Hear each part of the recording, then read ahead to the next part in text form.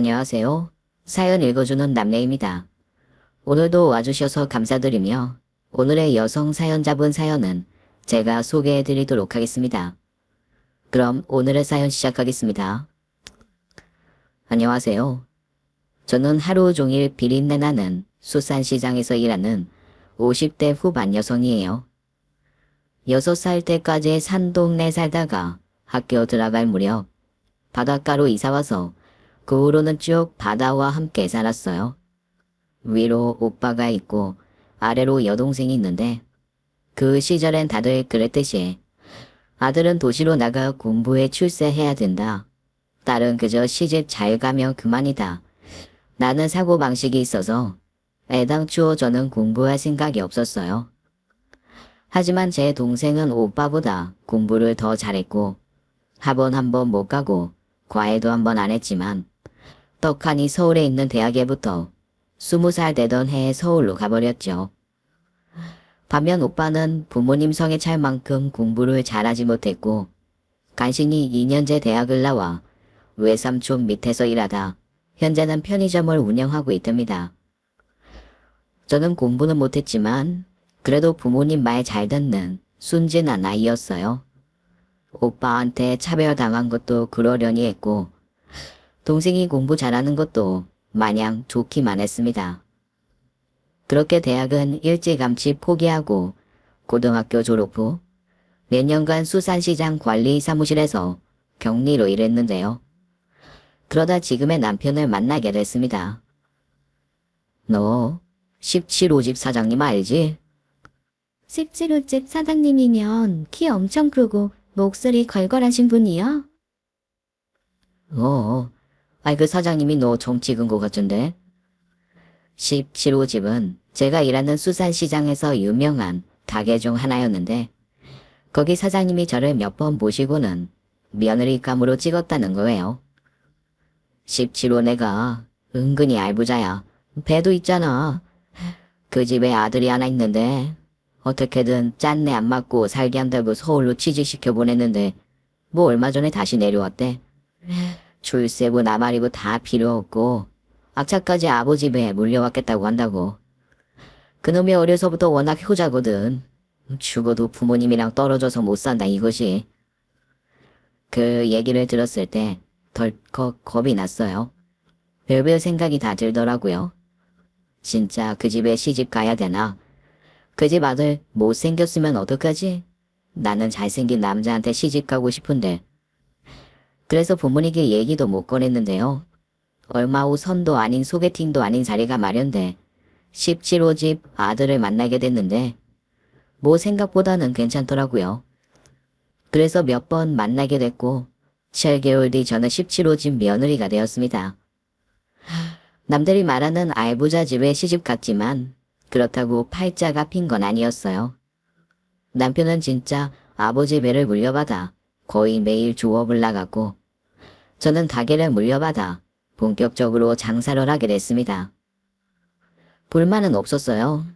그래도 사장님 소리 들으니 기분이 좋았고 저도 몰랐는데 제가 은근히 장사에 소질이 있더라고요. 하지만 솔직히 말해 나야 바닷가에 살다 죽어도 상관없지만 내 새끼만큼은 도시로 나가 성공하길 바라잖아요. 저도 마찬가지였습니다. 딸 아이 하나를 두었는데요. 애당초 그 아이가 저처럼 공부에 관심이 없었다면 기대도 안 했을 거예요. 그런데 지 엄마 대신 지 이모를 닮았는지 어려서부터 엄청 똘똘했어요. 아이고, 이 지 아버지는 하나 가르쳐주면 딸랑 하나밖에 몰랐는데 아이 딸내미는 아주 열을 안 해. 어디서 저렇게 똑똑한 게 나왔나 몰라. 말 트이기 시작할 무렵부터 누가 가르쳐 주지 않았는데도 생선 이름을 척척 맞췄고 무엇보다 공부를 좋아하고 재밌어 했어요. 중학교, 고등학교 다니는 동안 공부하라는 잔소리 한 번 안 했는데 알아서 딱딱 공부를 하더라고요.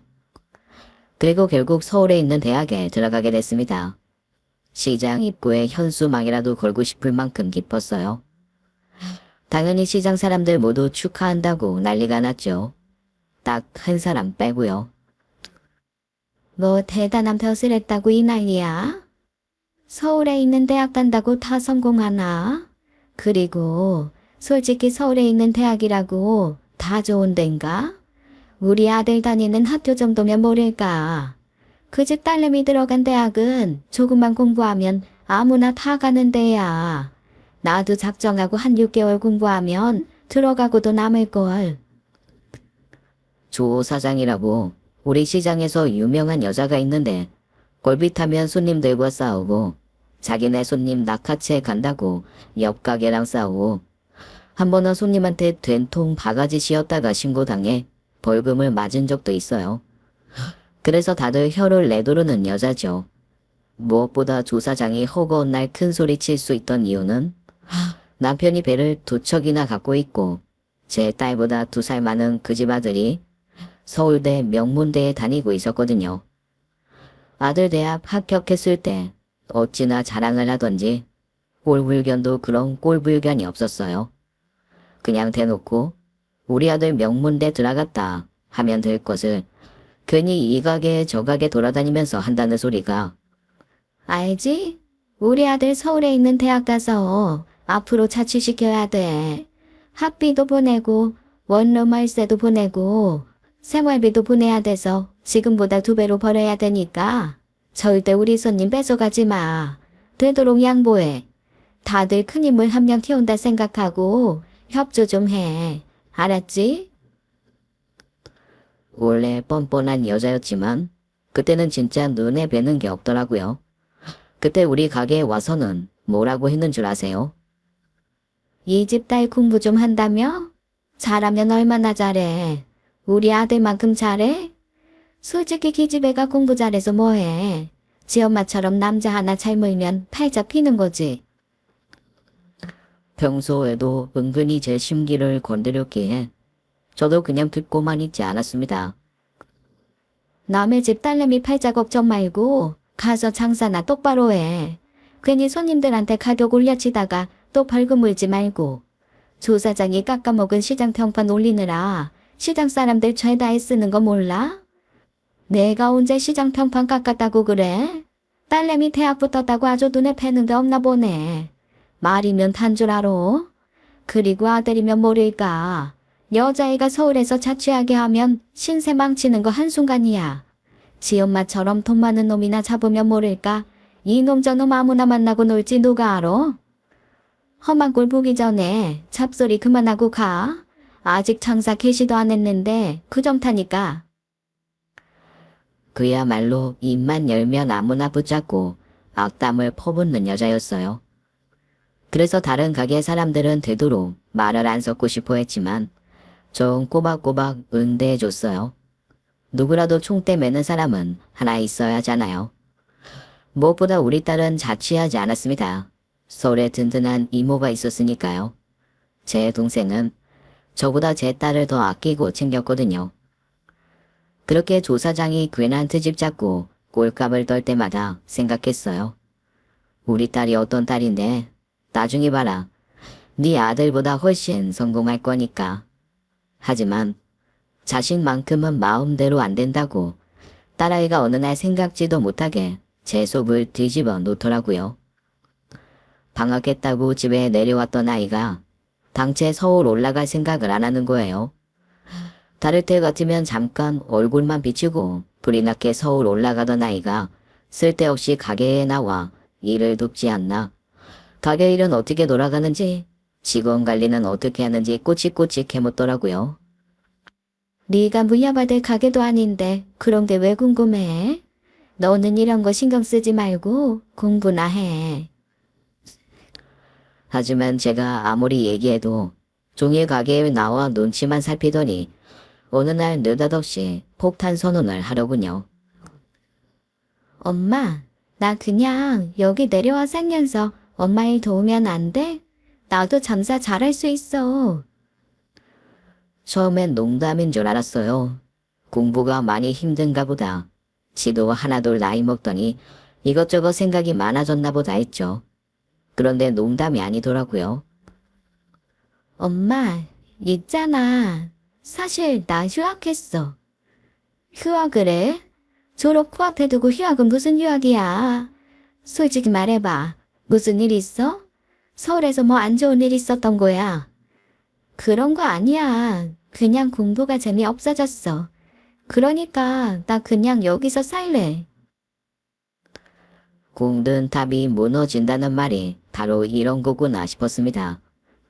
하지만 그때까지도 전 딸을 믿었어요. 어쩌다 홧김에 휴학했겠지.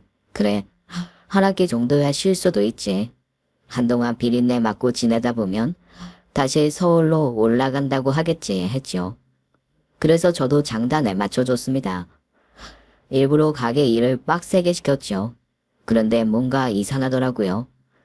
늘 총기 넘치고 야물딱지던 딸내미 얼굴에 묘한 그늘이 보였어요. 내가 모르는 뭔가가 있는 게 분명했습니다. 그리고 그게 뭔지 며칠 후 요란스럽게 알게 되었죠. 영업을 마치고 가게 문을 닫을 시간이었어요. 그날따라 유난히 피곤해하는 딸내미한테 먼저 집에 들어가라 하고 정리를 하고 있는데 방금 전 퇴근한다고 나간 직원 한 명이 후다닥 들어오며 제 손을 잡고 어딘가 질질 끌고 가더라고요. 왜? 뭔데? 어디 가는 건데? 난리 났어요. 아니 지금 사장님 다 죽게 생겼다고요. 직원 손에 이끌려간 곳은 시장 주차장 입구였는데요. 누군가 제 딸의 머리채를 잡고 소리 지르고 있었습니다. 감히 내 딸 머리채를 잡고 있는 인간이 대체 누구인지 눈이 뒤집혔는데 목소리를 듣고 단박에 알 수 있었죠. 바로 조 사장이었어요. 너 애 당초 작정하고 이런 거지. 내가 인연 이럴 줄 알았어. 지엠이 애비백 믿고 까불 때부터 알아봤다고. 겁도 없이 어디 감히 내 아들을 넘봐. 조 사장의 목소리는 우렁찼지만 당최 무슨 소리를 하는 건지 도통 알 수 없었습니다. 그러나 내 딸이 아무리 주불죄를 지었다고 해도 눈앞에서 머리채 잡히는 꼴을 두고 볼 수 없었죠. 그거 안 놔. 이 여자가 미쳤나? 지금 뭐 하는 거야? 제 목소리를 들은 조 사장은 당장이라도 죽이겠다는 듯 노려보며 저에게 다가오더군요. 그런 와중에도 우리의 머리채는 계속 잡고 있길래 조 사장의 팔을 세게 내리쳤습니다. 너 지금 뭐 하는 거야? 어디 감히 내 딸 머리채를 잡아? 미쳤어? 그래 미쳤다.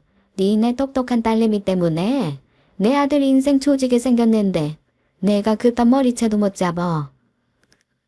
이게 무슨 소리지? 조 사장 아들이 여기서 왜 나오지?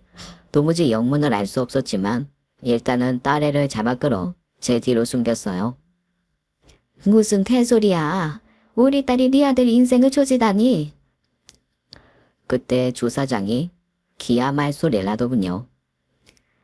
공부 잘해서 서울에 있는 대학 갔다고 꼬윳갑을 떨더니 대학 가서 남자 후리는 공부만 했나 보네.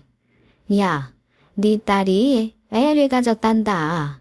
내 아들 꼬셔서 애를 가졌다고. 바락바락 소리 지르며 저를 바라보던 조 사장의 눈빛이 제 눈썹 사이를 관통해 뒤통수까지 뚫고 나가는 총알처럼 느껴졌어요.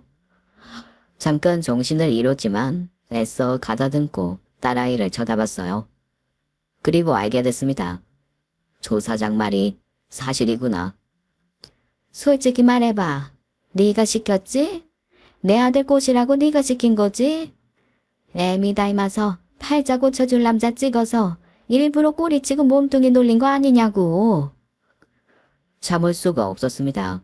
그 순간엔 내 딸이 진짜 임신을 했건 애 아빠가 조 사장 아들이건 아무 상관없었어요. 저 역시 눈에 뵈는 게 없더라고요. 뭐? 팔자 고쳐줄 남자? 야, 네 아들이 그렇게 대단한 줄 알아? 니네 집이 그렇게 대단해. 우리 애가 뭐가 아쉬워서 네 아들을 꼬셔. 누가 들으면 재벌집이나 되는 줄 알겠다. 그리고 네 아들은 병신이냐? 여자가 꼬시면 해볼래 하고 그냥 막 넘어와. 뭐, 몸뚱이를 굴려? 네 아들은 머리 굴려 임신시킨 거냐? 제 말이 떨어지기 무섭게 조 사장의 손이 제 머리 위로 오더라고요. 하지만 손은 저도 있었습니다. 본능적으로 조사장의 머리채를 잡아 흔들었어요. 잠시 후 시장 사람들이 뜯어 말린 덕에 간신히 조사장과 분리되긴 했지만 혼미해진 정신은 좀처럼 제자리로 돌아오지 않았습니다. 아이고, 저놈의 집도서 진짜. 애미는 가게 손님 됐어가고 딸려는 아들 인생 만지고 모녀가 쌍으로 우리 집 앞길을 막네. 학회 싸지르던가 해야지. 땅바닥에 주저앉아 고래고래 소리치며 울고불고 하는 조사장을 두고 저는 딸아이의 손을 잡고 가게로 돌아왔어요. 가게에 들어오자마자 눈물을 뚝뚝 흘리는 딸아이를 보니 억장이 무너졌지만 그래도 차마 큰 소리는 못 치겠더라고요. 꺼이꺼이 소리내며 우는데 아무리 어려도 지금 저 속이 오죽할까 싶어 아무 말도 할 수 없었습니다. 대체 어쩌다 이런 일이 생긴 걸까 곰곰이 생각해봤어요. 조사장 아들이 대학 졸업하고 취업 준비하느라 잠시 집에 내려와 있다는 말을 얼핏 들었고 때마침 딸아이도 집에 왔는데 그동안 대체 무슨 일이 있었던 걸까요? 니네 서울에서 만났던 거야? 딸애가 고개를 끄덕이더라고요. 단 한 번도 상상 못했습니다. 둘이 얼굴은 아는 사이였겠지만 서울에서 따로 만나고 있을 거란 생각은 전혀 못했어요. 모르긴 몰라도 조사장은 분명 아들 붙잡고 우리 집 욕을 했을 거고 저도 딸아이 앞에서 남편과 이에 얘기하다 습관적으로 조사장 흉을 봤거든요. 두 집 사이가 안 좋으니 당연히 아이들끼리도 안 친할 거라 생각했는데 그건 저만의 착각이었던 겁니다. 너희들끼리는 로미오와 줄리엣이었겠구나. 더 이상 아무것도 묻고 싶지 않았습니다. 그래서 그날은 조용히 집에 들어가 딸아이를 재웠어요. 그리고 다음날 아침 조사장이 득달같이 가게로 찾아왔습니다. 걔 어딨어? 네 딸내미 어딨냐고. 할 말 있으면 나한테 해. 당장 나오라고 해. 배불러 오기 전에 병원 가게. 병원에 가도 내가 데려갈 거니까 신경 쓰지 말고 나가. 내가 이럴 줄 알았어. 기어코 내 아들 인생 망치겠다 이거지? 그년 당장 안 데려와. 아침부터 폐압질 부리는 꼴을 보고만 있을 순 없었어요. 아침부터 어디 2년 전년 타령이야? 우리 딸 데리고 오라고. 가서 네 아들부터 데리고 와. 감히 내 딸 인생을 망쳐놔? 너는 네 아들 그렇게 가르쳤니? 지난 밤에 이어 또 한 번 머리채 자비가 시절될 분위기였죠. 멀쩡한 우리 아들을 왜 걸고 넘어져? 네 딸이 서울 올라가 우리 아들 만난 거잖아. 서울의 여자애가 우리 딸 하나야. 많고 많은 여자애 중에 왜 하필 내 딸이야. 인생 조지려면 지 혼자 조지지. 내 딸은 왜 건드려. 우리 애는 지 이모네 집에서 학교 다녔는데 네 아들은 네가 방까지 얻어줬잖아. 지 엄마가 생선 팔아 번 돈으로 방세 내줬더니 그 집에 여자애를 불러놓으라. 네 아들한테 좀 물어보자. 그 방에 드나든 게 우리 딸 하나였는지. 솔직히 저도 제정신은 아니었습니다. 무슨 일을 벌일지 컨트롤이 안 되는 상황이었죠. 야, 웃기지 마. 우리 아들은 공부밖에 모르는 애야. 놀고 있네. 공부밖에 모르는 애가 여자애를 임신시켜? 내 딸 어떡할 거야? 아직 대학 졸업도 못한 내 딸 어떡할 거냐고. 아들 잘못 키워 남의 집 딸 인생 망쳐놓고 싹싹 빌어도 모자랄 판에 어디서 폐악질이야. 말 같지도 않은 소리 그만하고 가서 빨리 네 아들 데리고 와. 나도 머리채 좀 잡고 욕 좀 하자. 아주 반 죽여놔야지. 그 새끼 당장 오라고 해. 조사장과 저 때문에 시장 내 분위기가 술렁이기 시작했습니다. 아침부터 들려오는 큰 소리에 사람들이 모여들기 시작했고 이미 저는 오늘 장사는 텄구나 생각했죠. 이게 말이면 단 줄 아나? 뭐, 내 아들 머리채를 잡어? 반 죽여놔? 걔가 어떤 아들인데. 일로 와. 일단 너부터 죽자. 조 사장이 눈에 쌍심지를 켜고 달려들었습니다. 저 역시 오늘 너 죽고 나 죽자 하는 심정이었고 주변 사람들조차 큰 사달이 나겠구나 하는 표정이었죠. 그런데 그때 엄마 그만해. 누군가 불쑥 가게로 들어오는데 바로 조 사장 아들이었어요. 네가 여긴 왜 와? 여기가 어디라고 와? 빨리 집에 안 가. 조 사장은 몹시 난감해하는 모습이었지만 아들놈은 무언가 결기에 찬 표정으로 또박또박 저의 앞에 다가와 서더군요. 이런 미친놈? 전 조 사장 아들의 머리통을 후려쳤습니다. 저도 모르게 손이 올라갔어요. 이놈을 진짜 어떻게 해야 되지? 감히 내 딸 인생을 망치다니. 죽을 때까지 패도 성이 안 풀릴 것 같았죠. 아니, 내 딸이 예전으로 돌아갈 수 있다면 가차없이 죽여버릴 수도 있었어요. 그러나 힘껏 한 대 올려붙이고 한 대 더 때리고 싶었지만 손이 부들부들 떨리고 눈물이 쏟아져 아무것도 할 수 없었습니다. 그렇게 전 자리에 주저앉아 버렸어요. 그때 제 앞에 조 사장 아들이 무릎을 꿇으며 말하더군요. 더 때리세요. 속상하신 만큼 더 때리시고 저 받아주십시오. 받아달라니. 그게 무슨 소리야? 절대 피하지 않겠습니다. 도망가지 않고 책임지겠습니다. 저희 결혼할게요. 어릴 때부터 봐왔던 아이였어요. 조 사장이 워낙 귀하게 키워서 시장엔 거의 못 나오겠지만 그래도 가끔 볼 때면 유치원 가방 메고 시장통 뛰어다니고 몇 년 후엔 축구복 입고 뛰어다니고 어느 날은 훌쩍 커서 중학교 교복을 입고 꾸벅 인사하던 모습이 생생했어요. 그러던 놈이 제 앞에 무릎 꿇고 팔을 떨고 있는 모습을 보니 뭔지 모를 뜨거운 느낌이 솟구치더라고요. 정신 나간 놈아. 결혼은 무슨 결혼이야. 네가 나이가 몇인데 결혼을 해. 애는 지워버리면 그만이지. 네가 뭘 얼마나 잘못했다고 책임을 져. 싫어. 애기 안 지워. 내가 책임질 거야. 미친 소리 하지 마. 내가 이딴 집구석에 장가 보내려고 너 키웠는 줄 알아? 안 돼. 절대 안 돼. 조 사장은 미쳐 날뛰며 광기를 뿜어내고 있었습니다. 하지만 아들 역시 지엄마 못지않게 누구도 말릴 수 없는 뜨거운 책임감을 뿜어내고 있었죠. 아이 아들이 엄마보다 낫다. 말이야 바른 말이지. 남자가 처자식 책임지는 건 당연한 거 아니야. 쟤들 그냥 불장난 같진 않네. 어지간해서 못 대놓겠다.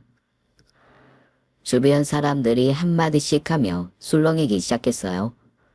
자기가 저지른 일에 대해 도망가지 않고 책임지겠다고 하며 당당히 말하는 남자아이에게 그 누가 손가락질하고 욕을 하겠어요. 그런 모습을 보는 저는 그저 하염없이 눈물만 쏟아졌습니다. 뭐 좋은 구경 났다고 이 난리들이야? 장사 다들 안 할 거야? 어서들 가. 장사의 분위기 다 망쳐놓은 게 누군데? 아침부터 시장통에 나와서 큰소리 친 건 조 사장 아니야? 그래서 어쩌라고? 다들 나 죽는 걸 보고 싶어서 그래. 조 사장은 자기 분에 못 이겨 타락하고 있었습니다. 금쪽 같은 아들이 뜬금없이 결혼하겠다고 선언해버리며 제 앞에 무릎까지 꿇고 있으니 제 정신일 리 없죠. 너 빨리 네 엄마 데리고 가라. 여기서 계속 이러고 있으면 니네 엄마 술 넘어갈지도 몰라.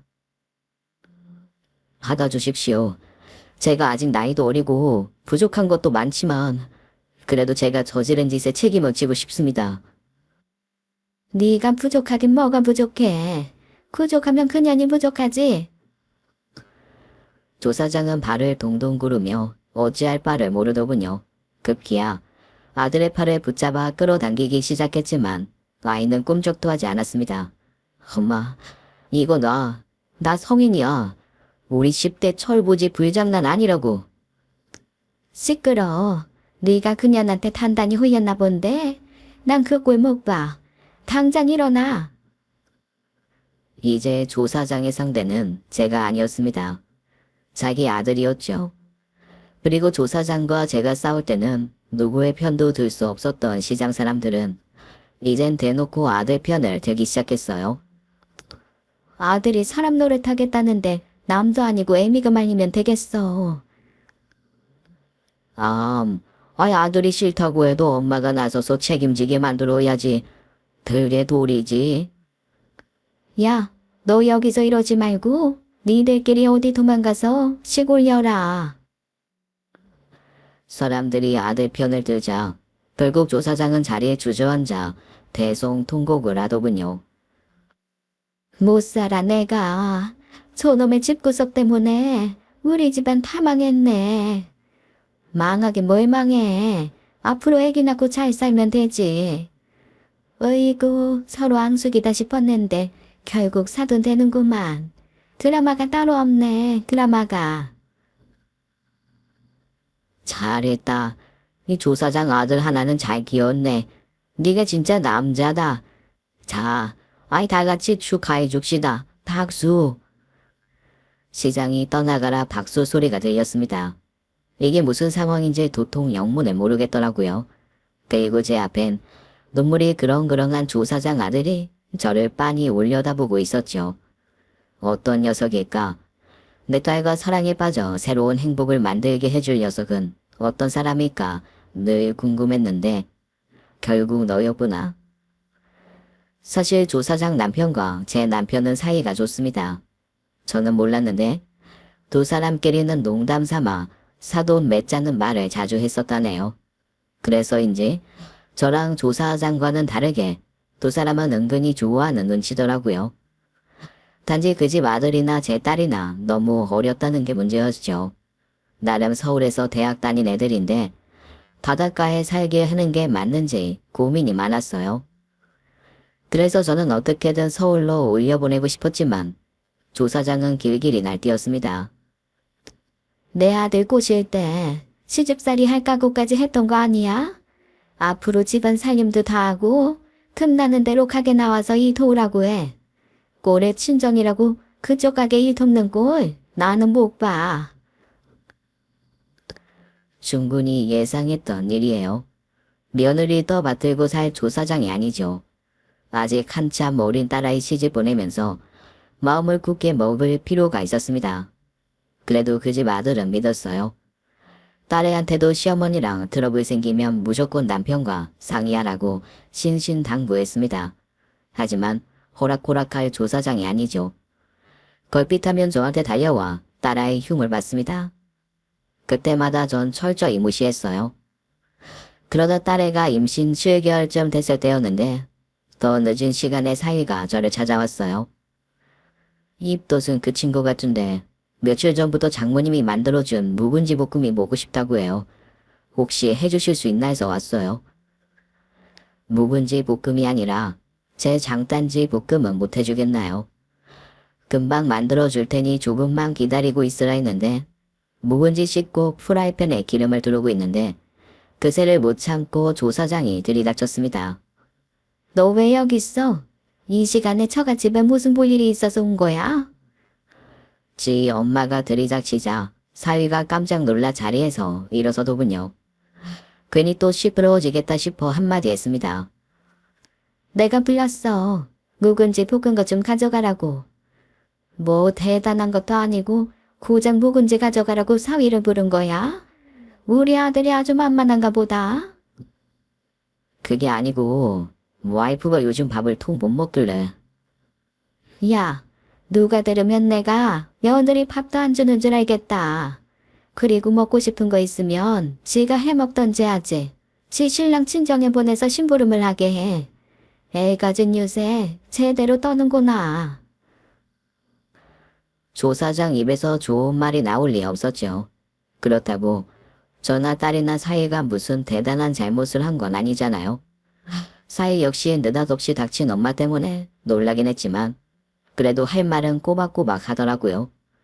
내가 이런 것도 못해줘. 지금이 무슨 조선시대야. 엄마도 맨날 아빠한테 이거 사와라 저거 사와라 시키잖아. 제발 쓸데없는 걸로 특집 잡지 마. 아들이 한 소리 하자 조 사장은 분에 못 이겨 가버렸지만 집에 돌아가 제 딸 붙잡고 드자비할 게 눈에 보였습니다. 이걸 어떻게 해야 되나? 쫓아가서 미안하다고 할까 망설이고 있는데 어머니 걱정 많이 되시죠? 솔직히 엄마가 이것저것 잔소리 많이 하시긴 하는데 제가 최대한 커버하고 있어요.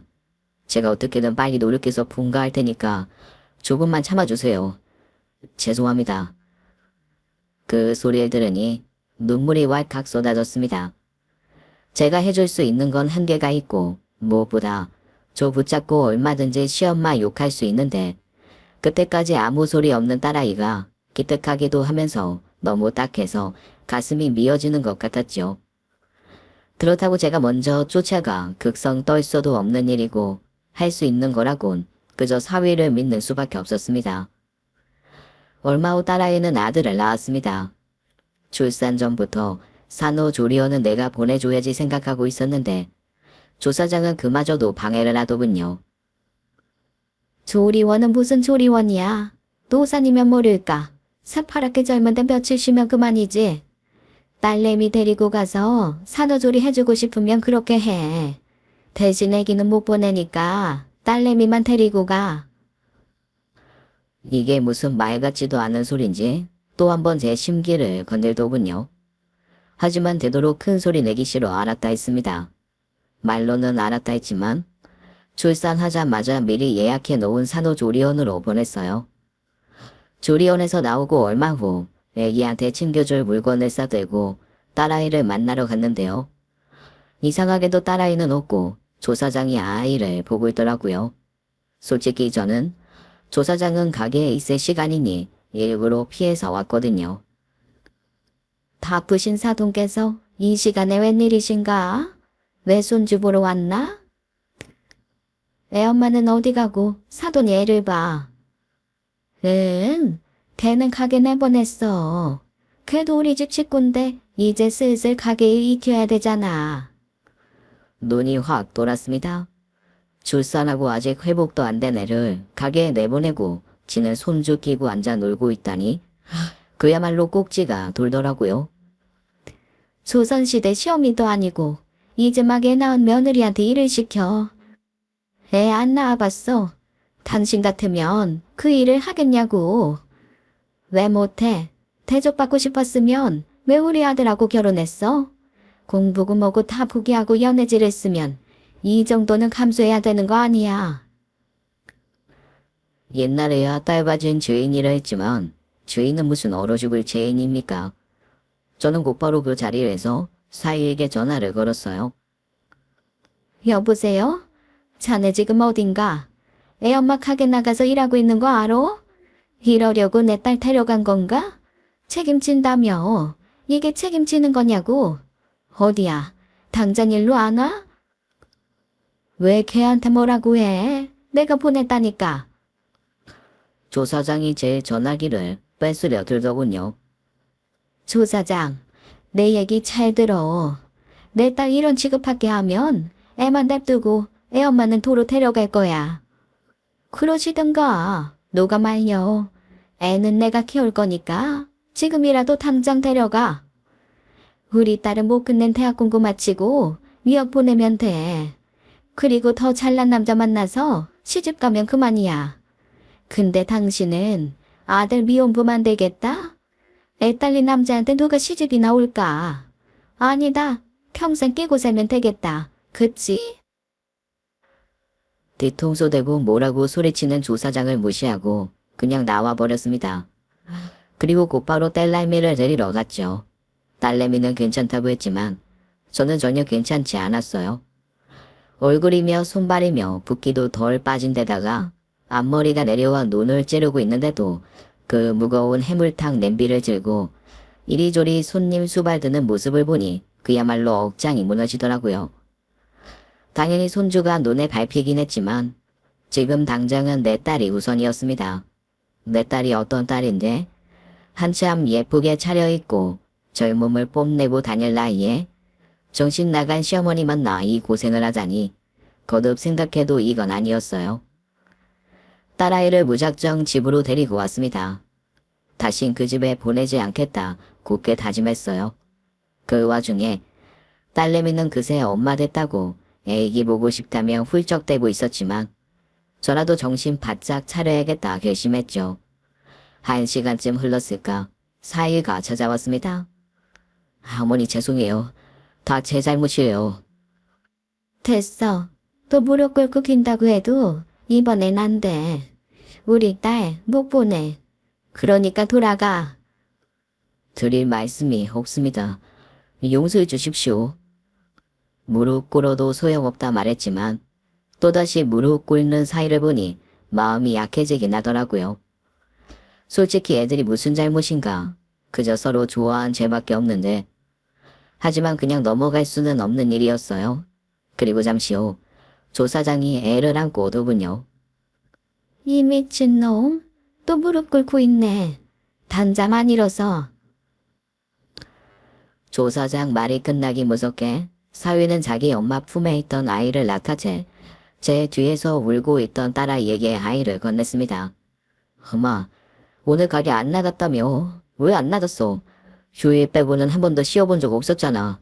오늘 왜 쉬었어? 내가 언제까지 가게 일을 해.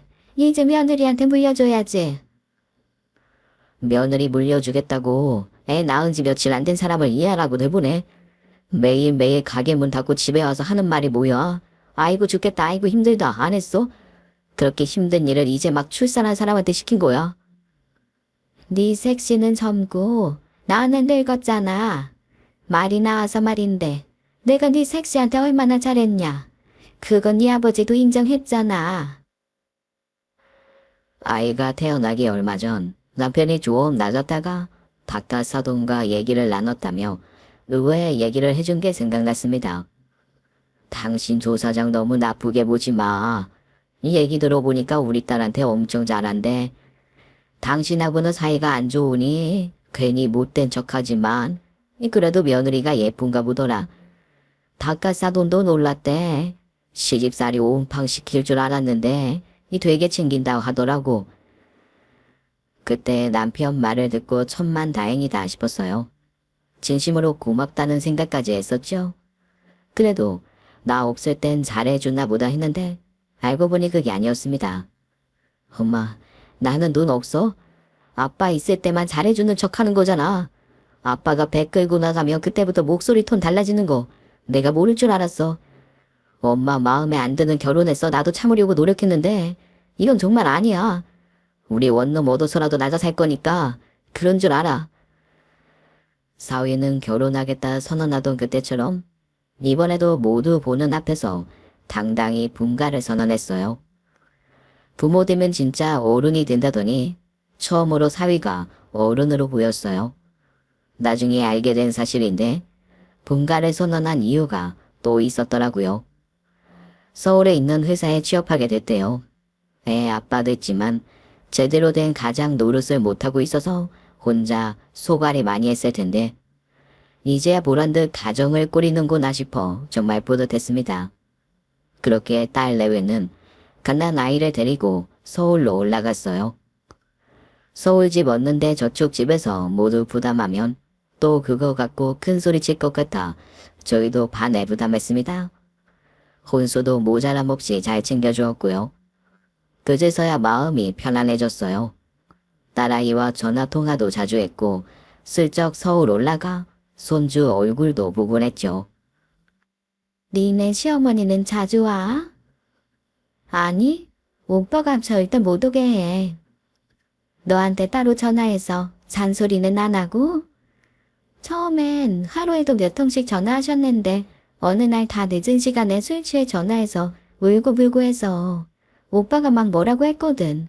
그랬더니 그 다음부터는 전화도 거의 안 하셔. 딸아이 얼굴 핀 모습을 보니 너무 좋더라고요. 솔직한 심정으로는 쌤통이다 싶었지만 그래도 며느리니 먼저 안부 전화는 드리라고 딸아이에게 당부는 해두었습니다. 이제야 얘기지만 조 사장과 저는 젊은 시절부터 봐오던 사이예요. 남편끼리 서로 친구라 제 결혼식에 이제 막 돌진한 아들을 데리고 왔던 앳된 얼굴의 조 사장이 아직도 생생합니다. 못된 성격 못지않게 부침성도 남달라서 장사도 썩 잘했어요. 얼굴도 예쁘장한 편이라 남자 손님들에게 인기도 많았고 그 때문에 부부싸움도 많이 했다고 들었습니다. 그러다 나이 들면서 점점 억세져 가더라고요. 또는 말할 것도 없이 모든 면에 욕심이 많은 사람이었죠. 저랑도 엄청 많이 싸웠고 꽤 오랫동안 대면대면하게 지냈던 사이인데 이제는 사돈지간이 될 줄은 전혀 생각 못했어요. 그래서 어차피 이렇게 됐으니 거의 매일 얼굴 보는 사이인데 앞으로는 잘 지내야겠다 생각했습니다. 물고 빨던 아들에게 모진 소리 듣고 눈치 보여서 손주 보고 싶어도 참고 이것저것 간섭하고 싶은 욕망도 꾹 누르고 살 테니 나라도 잘 해줘야겠다 싶었죠. 하지만 저 혼자 좋은 마음 먹는다고 되는 일은 아니더라고요. 어느 날 그날따라 손님이 많아 정신없이 일하고 있었는데 대낮부터 어디서 마셨는지 술이 잔뜩 취해 불썩 들이닥치더군요. 우리 사돈집 장사 잘 되네. 돈 벌어서 다 어디다 쓰려고 그래. 어디서 이렇게 마신 거야? 저녁 장사 어떻게 하려고 벌써 취했어? 장사는 해서 뭐 하냐? 그깟 돈 벌어서 뭐해? 보람도 하나 없는데. 이참에 그냥 가게 내놓을까 봐. 우리 집 손님 사돈네 다 줄게. 다 가져. 가서 한숨 자고 정신 차려 어서. 왜? 싫어? 사돈네 거 뺏어가는 거 좋아하잖아. 아들도 뺏어가고 손주도 뺏어가고 우리 가게도 우리 손님도 다 가져. 가게 일도 바쁘고 뭐보다 술 취한 사람과 길게 얘기해봤자 좋을 거 없잖아요. 그래서 어떻게든 달래야겠다 생각해 조 사장을 부축해 보내려고 했는데 나 어디 만져? 좋냐? 좋아? 내 아들 뺏어가니까 좋냐고. 나는 진짜 너나 네 딸년이나 그냥 확 죽어버렸으면 좋겠어. 니네 모녀가 내 인생 다 망쳤다고. 알아? 예전 같으면 같이 맞받아쳤을 텐데 그날따라 괜히 짠하더라고요. 그저 손님들한테 창피할 뿐이었죠. 다음날 말짱한 정신에 진지하게 얘기 좀 해야겠다 생각해 조 사장네 가게를 갔는데 어쩐 일인지 안 보이더라고요. 전날 마신 술이 덜 깨서 못 나왔나 보다 했습니다. 그리고 며칠 뒤에 다시 찾아갔는데요. 이번에도 없는 거예요. 사장님 요즘 가게에 잘 안 계세요. 어디 가시는지는 모르겠고 이따 마감할 때쯤 오시더라고요. 대체 어딜 다니는 걸까? 혹시 서울 간 걸까? 그래서 슬쩍 딸내미한테 톡으로 물어봤는데 거기도 안 온 지 오래됐다는 거예요. 이상한 점은 또 있었는데요. 아들 못지않게 끔찍이 여겨서 언제나 자기 손으로 쓸고 닦아 항상 개업집처럼 깔끔했던 가게가 어쩐지 지저분하고 어수선해 보였어요. 그래서 곰곰이 생각을 해봤죠. 그렇게 악착 떨며 장사했던 이유가 오로지 아들 때문이었을 텐데 이제 더 이상 할 일이 없어지니 삶에 의욕을 잃었나 보다. 그래서 뭐 운동 같은 거라도 다니거나 그냥 집에서 쉬나 보다 했죠. 그런데 이유는 따로 있더라고요. 며칠 뒤 그때 제 딸아이 머리채 잡아 큰 소리가 났던 문제의 주차장에서 그때 못지않게 시끄러운 소리가 들려왔습니다. 술 취한 손님들이 주정을 부리나 해서 가보니 이번에도 조 사장이었어요. 그런데 그때와는 반대로 이번에는 머리채를 잡히고 있더라고요. 내가 모를 줄 알았지. 나는 눈 감고 귀 막고 고기만 잡으러 다니는 줄 알았지. 도대체 어디까지 가나 했다. 그런데 더 이상 안 되겠어. 며느리의 손주까지 봤는데도 아직 사람 되려면 멀었어. 몇 년을 봐온 사람들인데 처음 보는 모습이었어요. 늘 눈치 껴들고 다니며 무서울 거 하나 없어 보이던 조 사장이 찍소리 못하고 손이 발이 되도록 비는 모습과 언제나 과묵하고 큰 소리 한번 내는 법 없이 싱글싱글 웃고만 다니던 남편 친구이자 바깥 사돈이 다른 사람도 아닌 자기 아내를 죽일 듯 쳐다보고 있었죠. 그 기세가 어찌나 무섭던지 아무도 말리지 못하더라고요. 사돈, 사람들 보는 앞에서 지금 뭐 하시는 거예요? 이거 놓고 말로 하세요, 말로. 지금 한참 손님들 몰릴 시간이잖아요. 그 사람이 그걸 몰랐을까요? 잘 알면서도 이러는 거면 뭔가 큰 서달이 난 게 분명했습니다. 사돈, 아이 재수씨, 제가 오죽하면 이러겠습니까? 이 여자 사람도 아닙니다. 이제가 그동안 몇 번이나 눈 감고 넘어갔는데 머리채를 잡힌 채 바닥에 앉아 눈물만 뚝뚝 흘리고 있는 조사장을 보고 가만히만 있을 수는 없었어요. 가까스로 머리채 잡은 손을 놓게 하고 그 앞을 가로막으며 왜 이러시냐 계속 물었죠. 하지만 바깥사도는 한숨만 푹푹 쉴 뿐 차마 얘기를 못하더라고요. 그때 주차장 자판에서 장사하시는 할머니가 말씀하시길 또 바람났대. 서방 고기배 타러 간 사이에 집으로 남자를 불렀다가 딱 걸린 거야.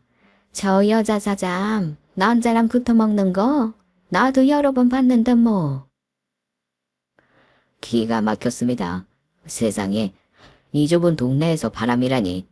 그 말이 사실인지 아닌지는 모르지만 일단 상황을 정리해야겠다 생각해 조사장을 집에 데려다 줬습니다. 다친 데는 없어? 약이라도 사다 줄까? 진심이었어요. 조사장 바닥에서 뒹굴었으니 상처가 났을 수도 있잖아요. 하지만 조사장은 역시더라고요. 왜? 재밌냐? 너 신나지? 아주 고소해 죽겠지? 꼬이도 보기 싫으니까 꺼져. 사람이 왜 저렇게 불쌍할까? 왜 스스로를 초라하게 만들까? 안쓰럽기 그저 없었지만 조용히 돌아올 수밖에 없었습니다. 그날 밤 남편이 그동안의 일을 털어놓더라고요. 그동안 바람 피우다 걸린 게 한두 번이 아니랍니다. 손님과 바람났다가 휴대폰 문자 걸리고 영업 마치면 직원들 퇴근하게 하고 남자랑 둘이 가게에서 술 먹다 들깨고 좌판 할머니가 보고 일러줘서 모텔까지 쫓아가 데리고 온 적도 있다네요.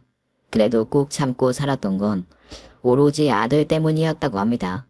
그런데 그날은 조업을 마치고 집에 갔더니 어떤 남자와 침대에서 자고 있더래요. 불쑥 들이닥친 것도 아니었는데요.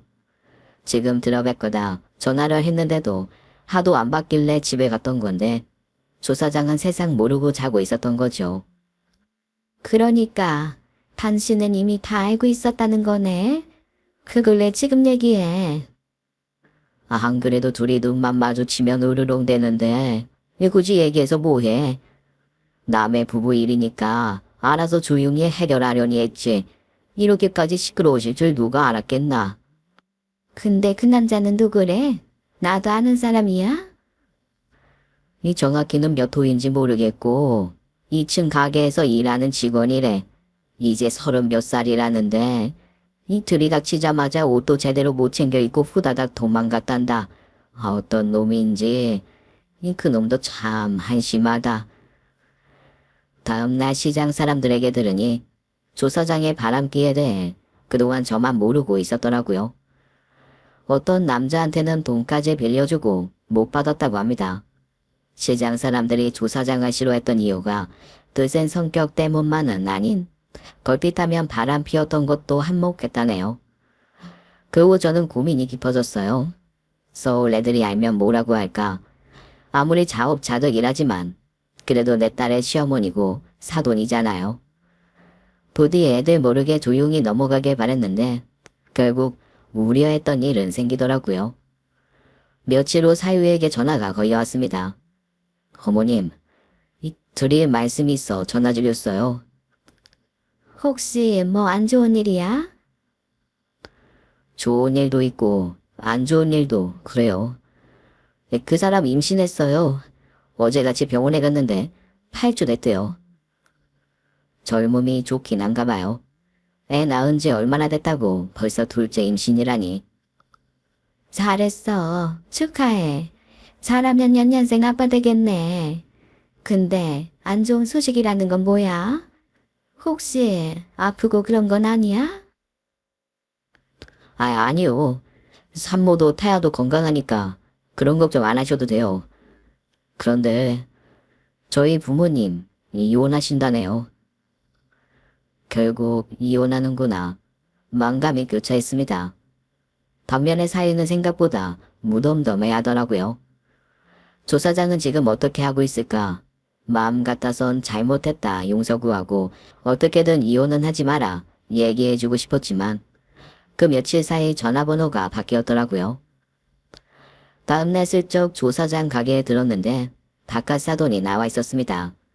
들어가 인사라도 할까 조 사장 안부를 물어볼까 하다가 그냥 왔어요. 대신 남편에게 어떻게 됐냐 물었는데 숙려기간 한참 남았는데 그냥 짐 싸서 갔대. 창원에 있는 친정언니네 갔겠지 뭐. 그날이요. 시장 사람들은 조 사장 안 보이니 이렇게 좋을 수가 없다며 한마디씩 했지만 제 마음은 안 좋더라고요. 저랑 딸한테 한참 못되게 굴 때는 저도 나쁜 생각 많이 했어요. 어디 가서 벼락이나 맞으면 좋겠다 싶기도 했는데 막상 몸만 딸랑 쫓겨났다니 같은 여자로서 참 안 됐다 싶더라고요. 게다가 우리 애 시어머니잖아요. 너희 시어머니한테 연락 온 거 없어? 오빠랑은 통화하는 것 같더라고. 근데 오빠가 워낙 쌀쌀맞게 굴어서 길게 통화하진 않아. 나도 좀 마음에 걸려서 따로 전화해봤는데 없는 번호로 나오길래 어쩔 수 없었지. 그리고 오빠가 뱃속 애한테 안 좋다고 아예 신경 쓰지 말래. 그 후로 저는 가게 일에 집중했는데요. 그러면서도 가끔 조 사장 생각이 많이 났습니다. 그 욕심 많던 사람이 모든 걸 잃고 어떻게 살아갈까. 나한테 전화 한 통이라도 걸어주지 참 야속하다 싶기도 했는데 반대로 생각해보니 차마 저한테 무슨 염치로 전화하겠어요. 미운 정이 들어서인지 가끔은 시장이 떠나가라 큰 소리치던 목소리가 그립기까지 하더라고요. 이제 저는 짐 싸서 내일 아침 일찍 서울로 올라갑니다. 딸아이가 곧 출산이라 이번엔 제가 직접 산후조리 해주려고요. 둘째도 아들이라는데 그 어린 게 연년생 아들 둘을 어떻게 키울지 걱정도 되고 한편으론 기특해 죽겠습니다. 그래도 아직 한참 젊으니 언젠가 남은 공부도 마주 할 수 있겠죠. 조 사장, 우리 사돈. 애들은 내가 알아서 잘 챙길 테니 어디에 있든지 건강하게 잘 지내길 바랄 뿐입니다. 지금까지 사연 읽어주는 남녀였습니다. 끝까지 함께 해주신 여러분 감사드리며 저희는 다음 사연으로 돌아올게요. 감사합니다.